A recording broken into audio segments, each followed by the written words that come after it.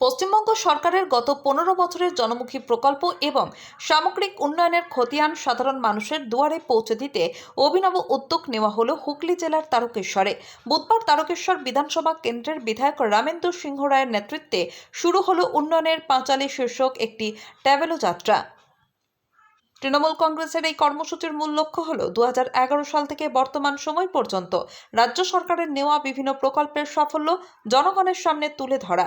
সুসজ্জিত এই ট্যাবলোটি তারকেশ্বর ব্লকের বিভিন্ন গ্রাম পঞ্চায়েত এবং পৌরসভা এলাকা পরিক্রমা করবে। ট্যাবলোটিতে কন্যাশ্রী, রূপশ্রী, লক্ষ্মীর ভাণ্ডার থেকে শুরু করে সবুজ সাথী এবং স্বাস্থ্য সাথীর মতো প্রকল্পের সচিত্র বিবরণ তুলে ধরা হয়েছে। ট্যাবলো যাত্রার সূচনা করে বিধায়ক রামেন্দু সিংহ রায় বলেন, বাইট জনসংযোগের হাতিয়ার এই ট্যাবলো যাত্রার মাধ্যমে কেবল সরকারি প্রকল্পের প্রচারই নয়, বরং আসন্ন দিনগুলিতে সাধারণ মানুষের অভাব অভিযোগ শোনার ব্যবস্থাও রাখা হয়েছে। স্থানীয় তৃণমূল নেতৃত্বের দাবি, বিরোধী শিবিরের অপপ্রচারের জবাব দিতে উন্নয়নের এই খতিয়ান জনগণের সামনে আনা অত্যন্ত জরুরি ছিল। তারকেশ্বর থেকে শুরু হওয়া এই যাত্রা ঘিরে সাধারণ মানুষের উৎসাহ ছিল চোখে পড়ার মতো। সব মিলিয়ে বিধানসভা নির্বাচনের আগে জনসংযোগ বাড়াতে এবং উন্নয়নের রিপোর্ট কার্ড পেশ করতে উন্নয়নের পাঁচালী এখন তারকেশ্বরের রাজনীতির কেন্দ্রবিন্দুতে। হুগলির তারকেশ্বর থেকে রিয়া সিংহ রায়ের report, crime press Bengal. Bandyopadhyay তিনি পশ্চিমবাংলার সমস্ত স্তরের মানুষের পাশে দাঁড়িয়েছেন। ইতিমধ্যে 95টা সামাজিক প্রকল্প যা প্রত্যেকটি ঘরে পৌঁছেছে। এমন কোনো বাড়ি আমরা খুঁজে পাবো না যেখানেতে মাননীয় মুখ্যমন্ত্রী এই মামাটি মানুষের সরকারে উন্নয়ন পৌঁছায়নি। এই 95টি প্রকল্পের মধ্য দিয়ে আমরা যে সামাজিক কাজগুলো করে চলেছি, তার সাথে সাথে আমাদের ডেভেলপমেন্ট সর্বস্তরে হয়েছে। রাস্তাঘাট, স্কুল, কলেজ, হসপিটাল সহ অন্যান্য সরকারি সমস্ত ডিপার্টমেন্টে। তাই এই সামাজিক প্রকল্পগুলো নিয়ে আমরা মানুষের কাছে পৌঁছাতে চাইছি যে এই প্রকল্পগুলো আপনারা উপভোক্তা এবং এর সর্বত সহযোগিতা পাচ্ছেন। আগামী দিন এই 95টি প্রকল্পের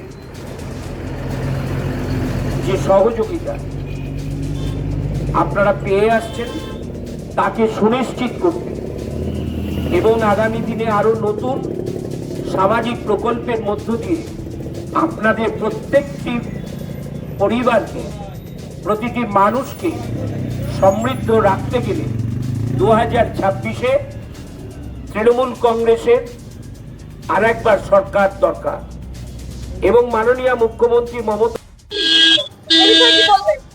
দেখুন, মাননীয় মুখ্যমন্ত্রী পরিবর্তনের সরকার তৈরি করার পর তিনি বলেছিলেন বদলা নয়, বদল চাই, আর উন্নয়ন প্রতিটি পরিবারে পৌঁছে দিতে চাই।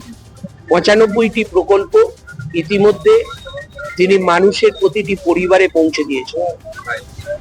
মানুষের স্মরণশক্তি তো একটু কম, আর বিজেপি একটা সাম্প্রদায়িক দল, সে বিভিন্ন ভাবে এই বাংলাকে বঞ্চনা করছে, মিথ্যাচার করছে, অপবাদ দিচ্ছে।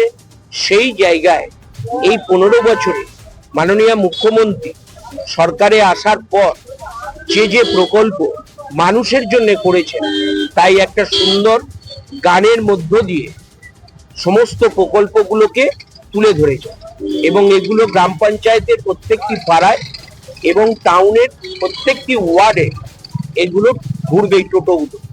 তার মধ্য দিয়ে মানুষ এটা শুনবে এবং তার স্মৃতিচারণা করে নেবেন যে হ্যাঁ, সত্যিই আমার মেয়ে কন্যাশ্রী পেয়েছি, সত্যিই আমি লক্ষ্মীর ভাণ্ডার পেয়েছি, সত্যিই আমি স্বাস্থ্য সাথী পেয়েছি, সত্যিই আমি আবাস যোজনার ঘর পেয়েছি, সত্যিই আমি সবুজ সাথী পেয়েছি। এই যে মানুষের মনে এটা পড়বে, আর মমতা বন্দ্যোপাধ্যায় ছাড়া বাংলার কোনো বিকল্প নেই, সেটা তারা মনে মনে শপথ নেবে। 26-এ প্রত্যেকে ভোট কেন্দ্রে গিয়ে মমতা ব্যানার্জির প্রার্থীকে ভোট দেবেন জোড়া ফুলে।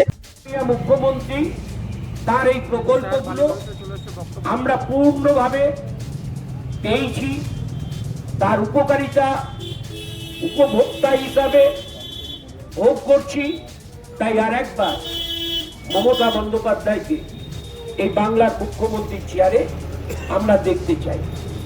এই মনোভাব সংগঠিত করার জন্যই আজকে আমাদের এই ট্যাবলো আমরা এখান থেকে ছাড়ছি বালিগড়ি 1 অঞ্চলের বালিগড়ি বাজার থেকে। আমাদের প্রথম ট্যাবলো ছাড়ছে দিলাম, দ্বিতীয় গাড়ি সন্তোষপুর অঞ্চল গাড়ি ছাড়বার জন্য অনুরোধ করলাম, দ্বিতীয় গাড়ি বালিগড়ি 2 সামনের দিকে আসবে, বালিগড়ি 2।